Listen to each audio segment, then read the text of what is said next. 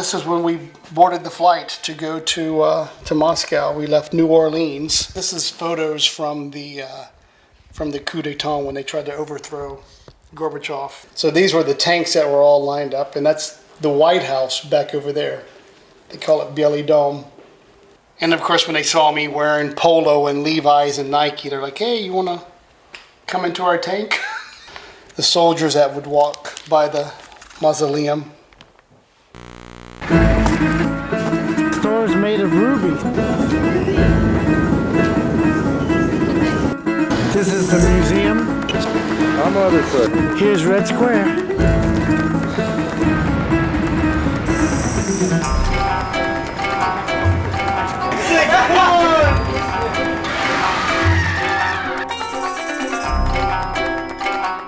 We bought these Bibles from China. They were $1 a piece, and we loaded them all in the back portion of the container. And then we loaded on top of the Bibles clothing, food, older medical supplies, put the lock on it, and we sent it on its way. So whenever they went through it, they never did go deep enough to find the Bibles.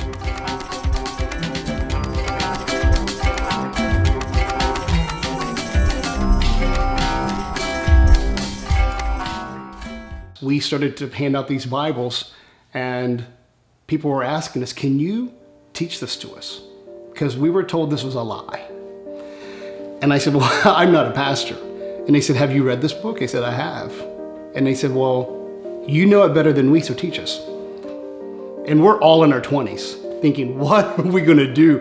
I mean, we were kind of, green. I've really never read the Bible from cover to cover, like in one sitting.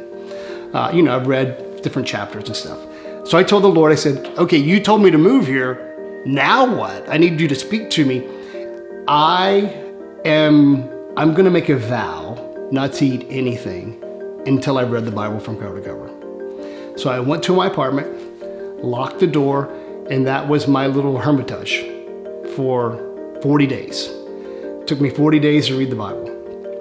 He would just start to speak to me. And more so after the 20th day.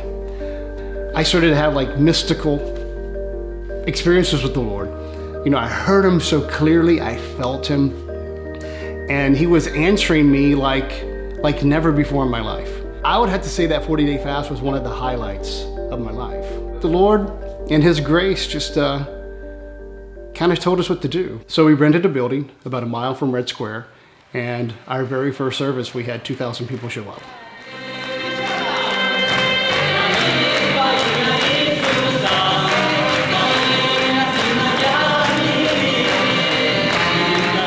And this girl was going home to commit suicide. And she passed by our building, heard music, thought, "I'm gonna go check that out before I go and commit suicide." And we were wrapping up a praise and worship set, and then I shared the gospel. And afterwards I had an altar call. That's what we call them, We have an invitation. Whoever heard this message, if you want to receive Jesus in your heart, come forward. And so I prayed with her. And that day she says, "I was going to commit suicide, but I heard your message and it's given me such hope. I'm going to give Jesus a try." Now, that girl ended up becoming one of our small group leaders, and she's now married to a pastor in Russia, and the Lord has done a lot of things through her, but you're like, you know what? It was worth it just for her, for Natasha. But there's more Natashas and more others. And you're like, okay, I'm in the right place. Well, I asked that the Lord would send me some help, especially with the females that were there, because there was a lot of abuse in the past. And so a few months later, this Polish Catholic girl came from a mission trip from Youth with a Mission.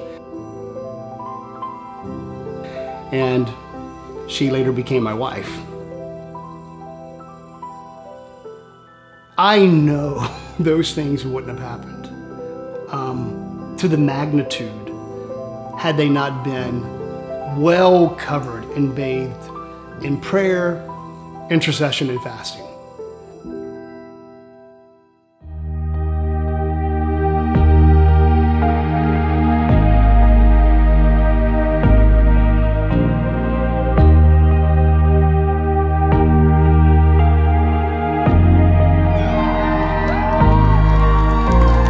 My relationship with God has given me purpose. It's given me direction. He'll give you that joy. He'll give you that peace. He'll give you that hope. And when the trials and everything comes your way, you smile and you bless God.